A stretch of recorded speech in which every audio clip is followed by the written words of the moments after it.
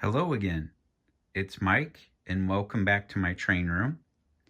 I've recently posted a couple videos on building of this mountain and on my Facebook groups. Did a video earlier this week, or I should say last week, that I posted here on the YouTube channel and started to receive some requests in the Facebook group around more details regarding using the foam and painting my mountain and whatnot. So I thought I would share a little more details and even give you an example of how I'm painting this. I am from St. Louis, Missouri, so I wanted to have a color rock that resembles the rock in the area.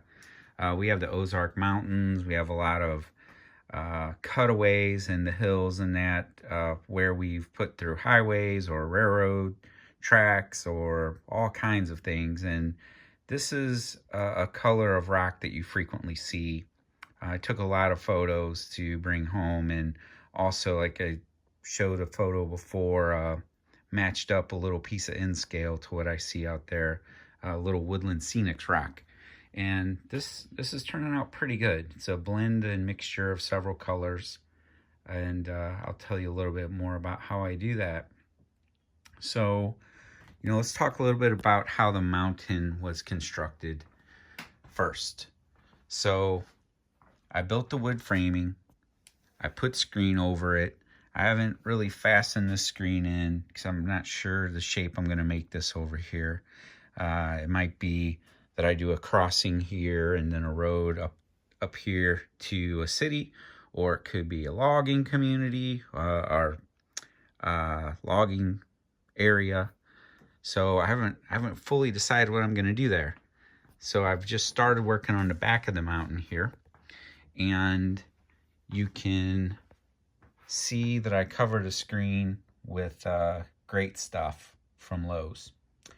The red can fills up to 1-inch cracks supposedly, and the black can, you got to be careful because it'll expand up to 3 inches and get crazy on you, and then all of a sudden you're having things warp on the layout. And it's good stuff, but you got to be careful, especially like on these risers here, because if you're using it close to the risers and it gets in between this crack here and expands, can make your track warp. Something I learned quickly when I started using the 3-inch to fill some of this space between the two risers that are spacing out this 081 and 072 curve that go around the mountain here. So just be cognizant of that. And something that I did was start to use like black construction paper just to keep cut out and put along here if I was going to use that 3-inch gap filler to keep it from getting in there and expanding.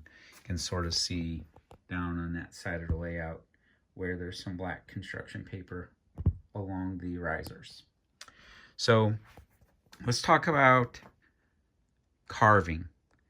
This is all carved with this little knife I picked up at the switch stand hobby shop, and it came with a few different blades. This one seems to be the best because it's pretty thin and you can really dig in, cut, carve, and make some pretty realistic looking mountains out of this foam.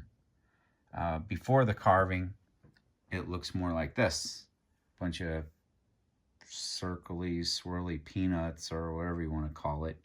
So it's not exactly to mountain standards, so to speak. So once I carve it out and get an idea of shape that I want, obviously the great thing is when it's still unpainted, it's really easy to carve, and it's also easy to like pinch and pull out a piece if you want to go that route. Because once you paint this stuff, it almost becomes like cement. I mean, it has like no give. It's really solid, and it's also more difficult to cut and shape the way that you want. So not impossible, but recommend that you try to get as much shaping done before you go to paint. So the color that I like to use for base coat is this neutral gray here, and it's acrylic paint. Really easy to work with, easy to clean up, easy to correct if you go a little wrong on the color you're looking for.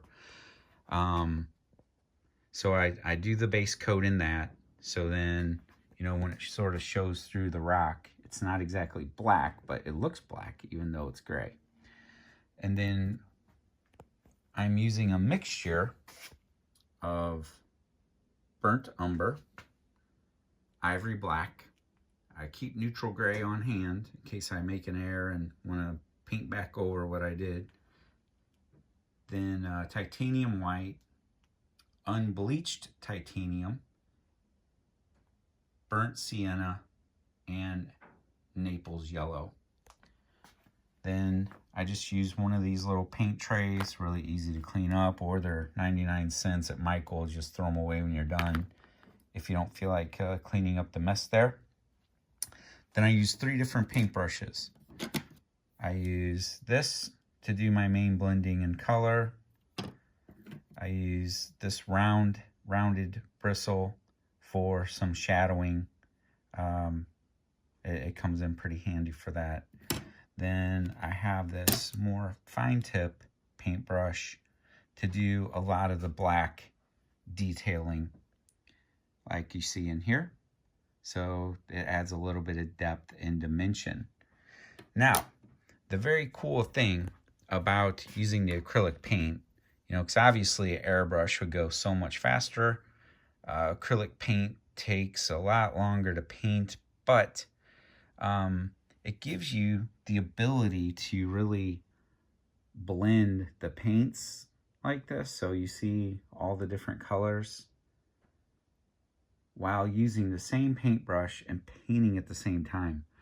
Meaning I don't have to go in and do it in layers.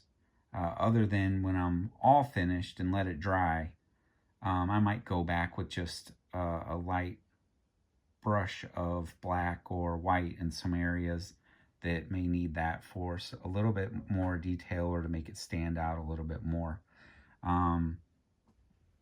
So let me go ahead and put my phone down here. Yes, I'm videoing with the iPhone here. I don't have a professional setup quite yet. Probably, I do have a GoPro that I sometimes run on my train, but for now, I'm making do with using my iPhone to do these videos. So bear with me till I get some newer technology and can learn a little bit more about all this stuff. Okay, so let's look at the paints here. So first thing we're gonna do is we're gonna take and just get a little bit of brown and a little bit of white. And if you see here on the paintbrush, you know, they're not evenly distributed, but that's good because when we go to apply it to the mountain, we just dab it on. And then you can see there's some white in there still, there's some dark brown, there's some tan going on, and you can always adjust. Like if there's too much white, just blend it in. And it's gonna look glossy at first. It won't quite match all of this over here until it begins to dry. And then once it dries, you lose that glossiness to the paint there, and it gives it a truer look.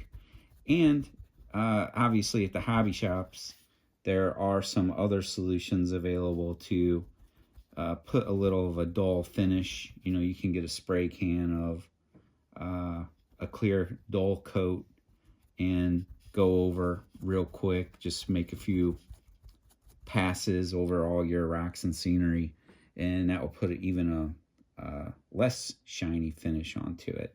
So as we continue to do this, we just add in white and brown, we dab it. And why I chose this color, obviously, is because this is the color mountains, and we don't really have mountains. Let me correct myself. We have big hills in Missouri. We have the Ozark, which they sort of call those mountains, but they look more like hills to me.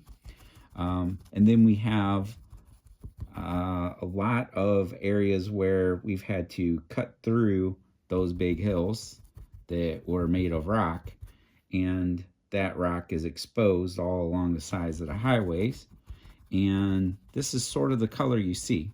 Some of it has a little more yellow to it, and that I played with that idea of going more yellow than this brownish cream color.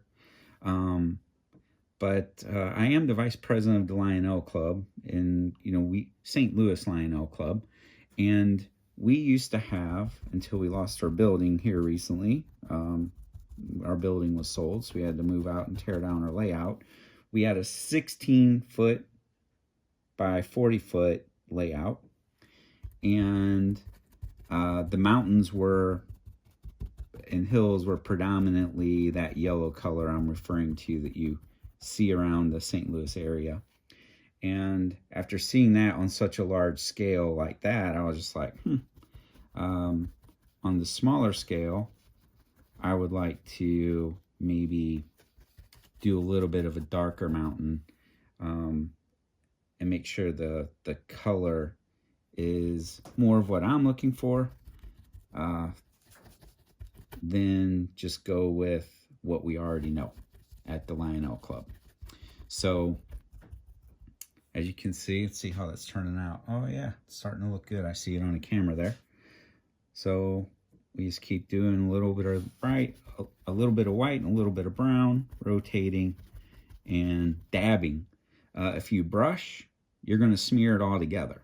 Where when you dab, even though I'm putting brown and white on the brush, it's not completely mixing, and it's making the darker spots and lighter spots, which real mountains, that's what it looks like more often than not, is inconsistent coloring, and that's what we want to replicate on this. By far, I'm no mountain building or painting expert. This is completely experimental. As I've said in the past, I bought the Woodland Scenics plaster cloth. Then I would buy the pre-made rocks or the rock forms, paint them up, glue them onto the plaster cloth, put some landscape on them, and call it a day. So this is a new adventure for me, and I'm actually digging it. I mean, it's a lot of painting, a whole lot of work, but it's all original, and there will not be one other layout or even one other section of this layout that looks the same as the other. So when I have friends, family come over to run some trains and, have a train day here down in the train room, they will know that I poured my heart and soul into this, and it is a all original layout. So we just keep coloring, and it's growing. We're getting somewhere on this.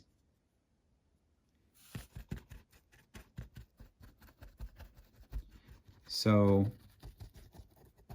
now, the other thing we have to decide is, where do we want to put some static grass on this bad boy? So I envision probably doing a little more static grass through here. I didn't do a whole lot in one section of the rock over there, because you often see like a lot of grass lead up to a rocky part, then a lot more grass. So I'm thinking we're going to do static grass up here above this area, and then we're going to do static grass a lot over here and have it come up. That way it's not quite as much rock as that last section I did, and it breaks it up, and the static grass looks really cool. If you use 7 mil and 12 mil mix, you can really fill in some grass and make it stand on end. And I will do another video when I do the static grass, because I, like I said in my last video, sort of explained how I do it, but I'm a show me how to do it type person. You can give me a book, you can tell me how to do something, but I'm a visual learner. So when someone shows me how to do something, that's the best way, which is why I really dig YouTube. When I get stumped on something, YouTube is great. No having to read directions, right? You just find a YouTube video on it these days, and get right to the point. and the meat and potato of what you really want to learn about something. So I'm definitely appreciating this new YouTube technology and all the things that people have to share out there. It's just really good stuff. So I'm not going to keep talking all night. I'm just going to keep painting, and hopefully I've shared enough to make you all a little bit dangerous, or at least bring you up to speed on what I'm doing here. And please subscribe. I've already subscribed to several people that have subscribed to my channel and seen some really, really cool stuff. We're all in this railroad world together.